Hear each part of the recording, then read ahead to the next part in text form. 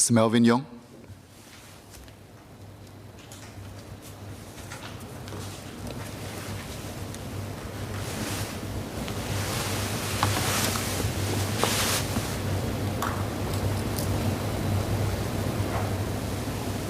Mr. Speaker, I stand in support of the bill, which seeks to safeguard our energy security, enhance the protection of critical energy infrastructure, and reduce our emission of greenhouse gases.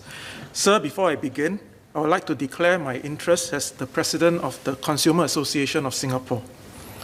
Sir, the bill proposes, amongst other things, to take significant steps to reduce Singapore's carbon footprint. This is a timely move, as countries review and renew their climate change commitments in light of the mounting evidence of the widespread damage that climate change will have on our future generations if no action is taken. According to various scientific studies, the main driver of modern climate change comes from the burning of fossil fuels, which releases greenhouse gases that gets trapped in our atmosphere, causing the Earth to heat up. I therefore fully support the proposed changes to the Electricity Act, which will allow the Energy Market Authority to set greenhouse gas emissions standards. Over time, this will be an important lever for the government to force power generation companies to use more energy-efficient technologies. This legislative lever is especially important given Singapore's ambitious push under the Singapore Green Plan to phase out internal combustion engines vehicles by 2040 and to have all vehicles run on cleaner energy, such as electric vehicles. But even if electric vehicles have no tailpipe emission, they can still leave a significant carbon footprint if the source of our energy generation produces large amounts of greenhouse gases. Empowering the EMA to set emission standards for power generation companies is therefore vital for us to realize our international climate change commitments and to truly go green. I'd like to ask for an update on the projects funded under the Ministry's first Genco Energy Efficiency Grant Call, which was awarded back in 2020. It has just been over a year since the EMA awarded $23 million in grants to Senoko Energy, Tuas Power Generation, and YTL Power Seraya. Have these three companies seen their energy efficiency projects bear fruit? How much does the government expect to invest for the second Genco Energy Efficiency Grant Call, which is currently open for submission? Mr. Speaker, more than 95% of our electricity is generated from imported natural gas. This puts us at a severe disadvantage during global energy crisis, such as what we are facing today, which has caused wholesale electricity prices to spike.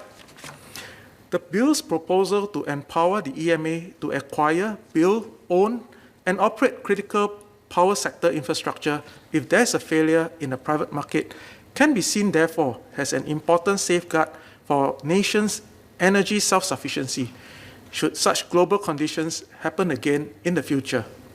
However, once the bill is passed, EMA would have the power to act as both regulator and owner of generation companies. EMA would then be able to compete in the Singapore wholesale electricity market and could, through the sheer financial might of the government, dictate wholesale electricity prices.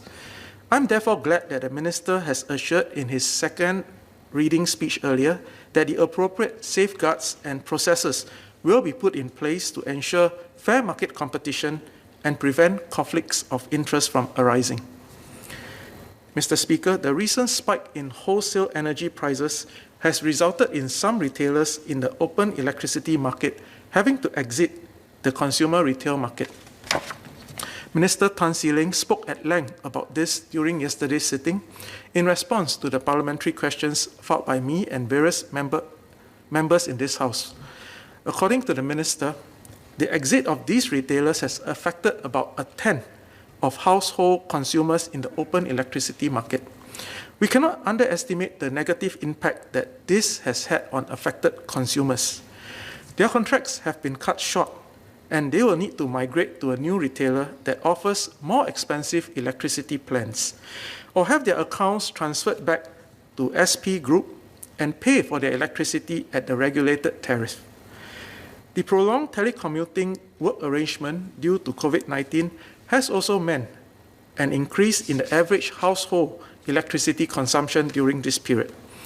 Taken together, affected consumers face a double whammy in terms of having to pay more due to higher prices and an increase in energy consumption. Consumers have the most to lose when an electricity retailer decides to call it a day. That is why CASE had in 2018 worked closely with EMA to embed consumer protection measures into the open electricity market. Consumers affected by the closures of their energy retailers will have their security deposits refunded. They can also choose to terminate their contracts early with exiting retailers without any termination fees before their accounts are transferred to the SP Group. CASE had also worked closely with EMA on consumer awareness roadshows to highlight key information such as their consumer rights if their chosen energy retailer closes. But despite these safeguards, some consumers remain unhappy at having to suddenly pay more due to the business failures of the electricity retailers. Their unhappiness is understandable. While we cannot turn back time to shore up the poor business fundamentals of the exiting retailers, what we can do is to learn from this episode and prevent a similar exodus from happening in the future. Markets often operate in a cycle, and periods of volatile energy prices will happen again. What are lessons that the ministry has learned from this episode, and how does the ministry intend to prevent another exit of multiple electricity retailers when volatility arises once again? Does the ministry plan to review the mandatory hedging position by electricity retailers, particularly those who do not possess any electricity generation capabilities, and require them to hedge more aggressively so that we can avoid a repeat of an exodus of retailers when the wholesale electricity market turns volatile again? Sir, the move to fully liberalize the electricity retail market in 2018 was a game changer that allowed consumers to enjoy significant savings and the ability to choose electricity plans that fit their lifestyles. Since its launch, retailers have been able to provide prices that is lower than the regulated tariff offered by SP Group. But this may not necessarily always be the case. Just like in any market, prices can rise and fall. If the current global energy crisis persists, market prices may soon rise above the regulated tariff.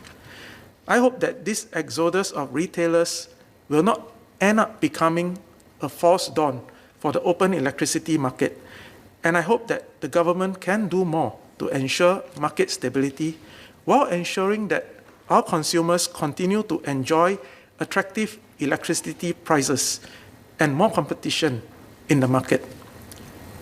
Mr. Speaker, in conclusion, the bill is a timely move that paves the way for Singapore to act on our climate change commitments. But as we pursue our path towards energy self-sufficiency, we must recognize that we will continue to be a price taker in both the short and the medium term. We should therefore do more to protect our consumers who have the most to lose in a volatile energy market. With that, I support the bill.